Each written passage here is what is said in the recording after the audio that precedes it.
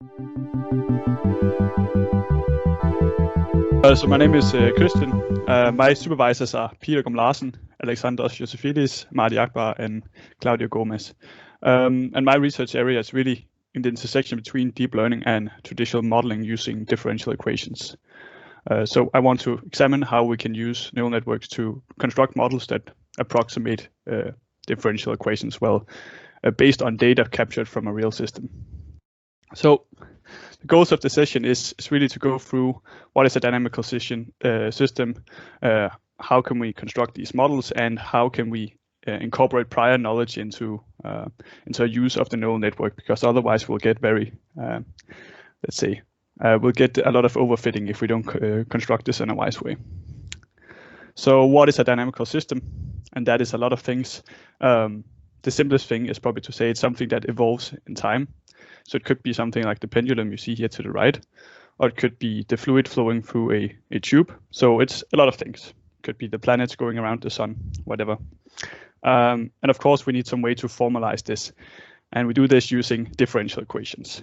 And differential equations can have quite a few forms, but I'll primarily be dealing with ordinary differential equations in this session because it's a lot easier to explain. And really, as it's kind of been alluded to previously, the reason that we're interested in differential equations is that most systems of interest don't have a closed form solution. So we cannot predict, we cannot just plug numbers into a formula and get the solution. So we need to use differential equations and use numerical integration to obtain the trajectories for these. So ODEs is the focus of this session. Another very important class of differential equations is, of course, partial differential equations, which Ali is working on. But generally, the idea is that you can, using mathematics, you can derive these by hand, usually for most systems. For a real pendulum, this is not terribly hard, but it involves some work. And you can rearrange that. So you express that the derivative of the velocity, so the acceleration of the pendulum, is equal to this term. And that the derivative of the angle is, per definition, the angular velocity. So we obtain this expression, and then we can plug that into a numerical solver like this. So the general idea, if we want to obtain a simulation of the pendulum, is that we plug in some initial state here, denoted by the star. We take a small step along the derivative, defined by this function here. And take a small step, update our state, and rinse and repeat. And turns out if we let the step size go towards 0, then this approaches the right solution. But of course, every time we do this evaluation, this takes time on a computer. So we have to choose a step size that is larger than 0. And this, what you see up in the equation up top, is a forward Euler integrator. So here we are making essentially a linear approximation. This is just one integration scheme. There's many more that are more sophisticated and allows us to take larger steps without accumulating as much error. So next up, why, if we have these great solvers and we have the differential equations, why are we interested in data-driven modeling? And as you can kind of see on the right-hand side of this page, it could be that our pendulum had multiple joints. And the equation below describes the acceleration of the first joint. And as you can see, that depends on the position of all the other joints. So this gets hairy quite quickly. It could also be that our pendulum wasn't as ideal as we originally anticipated. So it might be bending slightly. We might have friction terms that are nonlinear, so they might also depend on the position, the pose of the pendulum arms. So this can get hairy.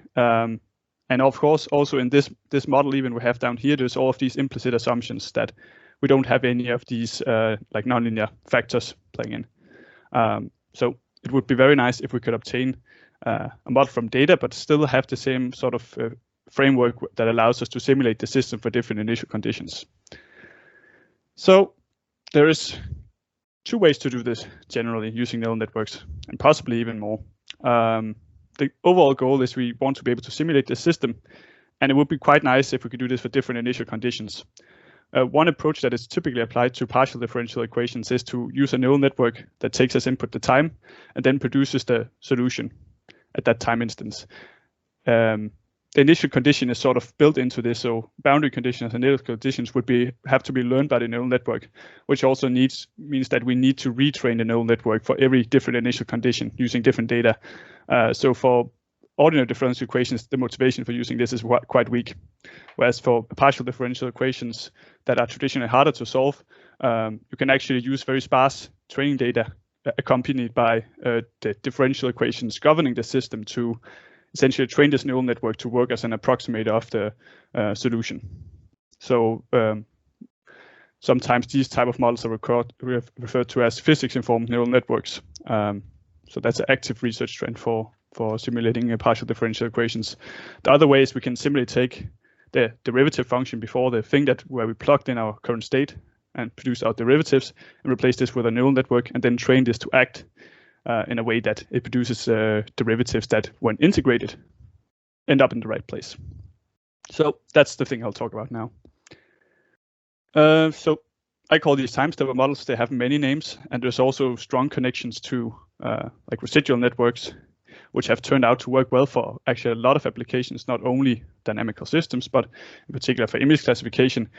And the overall assumption is that it might be easier to calculate the difference, to model the difference between the current and the next step. So model the difference between x0 and x1. So we plug in the current state. That would give us some derivative-like quantity that we can then integrate up to get the state at the next time. And it's important to emphasize here that while the slides show this is a neural network, in principle, it could be, a hand-derived thing, or it could be some other type of model here. Neural network is just kind of the workhouse in this framework. And again, we can also use a normal numerical solver. So it's not that we need to invent new numerical solvers to do this. We simply use the conventional knowledge.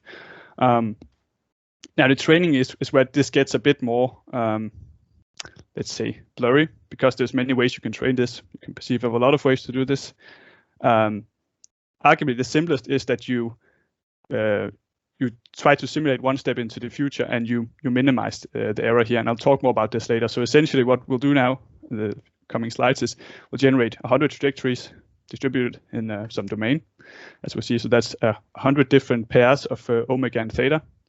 And for each of these, the neural network will try to do a prediction one step into the future. And we'll then calculate the difference between its prediction, the neural network's prediction, and the true state. So that's what we'll do. And the first time we'll try to do it directly without any numerical integration. This is quite easy to code up. So this time we'll try without any integrator. So just feed in x0 and the neural network will output the new value as you see up here. I think do I have a laser pointer? Yeah, so as you see up here.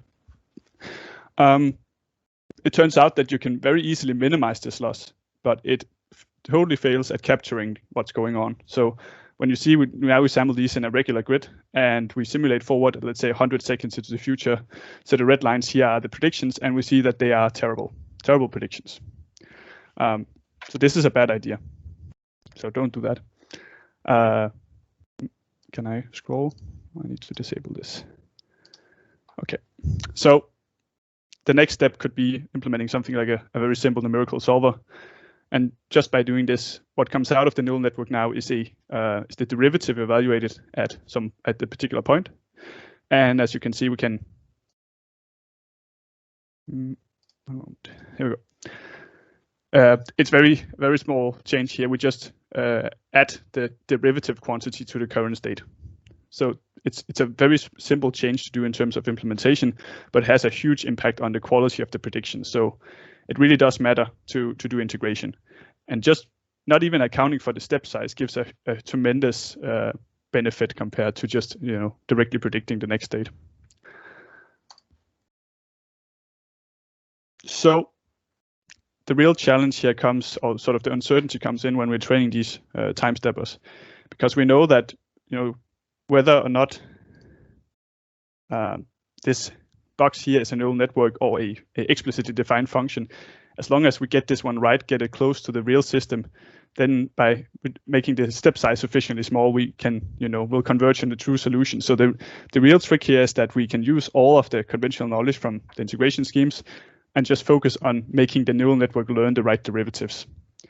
And what I showed before is minimizing one step into the future, but it's also possible to simulate 10 steps into the future, where you accumulate error at each step.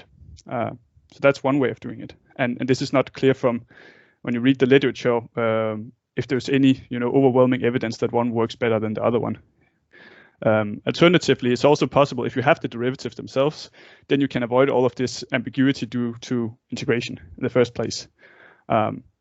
You also avoid the problem that if you sample data, training data with a large, let's say with a large step size, corresponding to a large step size, that will influence the learned dynamics, because if you look at the black trajectory here, that's the true dynamics. If you extend a line from this point all the way over here, then you would conclude that if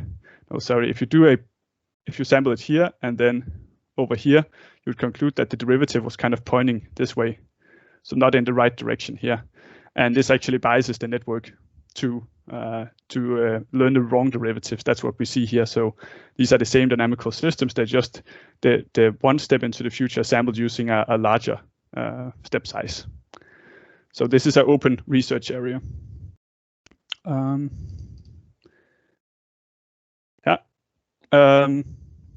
generally, I focus on neural networks, but there's nothing stopping us from using something different that's just differentiable. So we can replace this block inside of the time stepper with anything. For example, it could be that we